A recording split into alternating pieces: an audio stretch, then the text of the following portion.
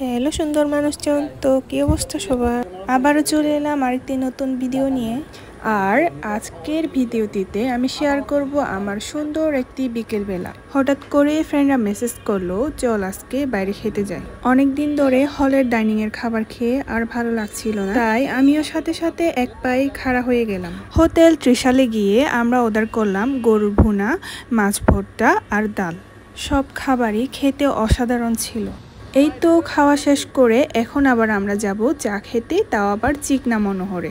এখানকার সব কয়টি জায়গার নামই অনেক সুন্দর, যেমন কাজির শিমলা, দড়িরামপুর, নামাপাড়া, শকুনি বিল আর রয়েছে বিশুতিয়া ব্যাপারীর বাড়ি।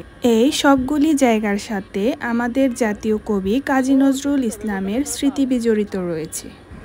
কবি তার জীবনের প্রায় 2টি বছর ত্রিশালের নামাপাড়ায় কাটিয়েছিলেন, তাই তো এখানকার সব জায়গার সাথে কবির স্মৃতি বিজড়িত রয়েছে। আর আমাদের বিশ্ববিদ্যালয়টিও কবির স্মৃতিতেই প্রতিষ্ঠিত হয়েছে। যাই হোক, বিশ্ববিদ্যালয়ের গেট পার করে আমরা মনোরম দৃশ্য দেখতে দেখতে এবার চলে এলাম চিকনার মনোহরে।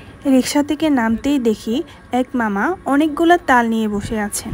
তালগুলি দেখতে খুবই মজার লাগছিল, তাই আমরাও আর দেরি না করে মামার কাছে গেলাম এবং তালের দাম জিজ্ঞেস করলাম। এরপর আমরা তাল খেতে খেতে চায়ের জন্য ওয়েট করছিলাম, আর সেই সময়ই আসলো একটি কিউট বাচ্চা। এই যে সেই বাচ্চাটি আমার থেকে আদর নিচ্ছিল। তারই মধ্যে চলে আসলো আমাদের স্বাদের মালাই চা। এইবার ফেরার পালা, আর ফেরার পথেই আমরা ট্রাই করলাম মামার এই স্পেশাল পানটি। এই তো ফাইনালি হলে এসে গেলাম। শেষ, টাটা।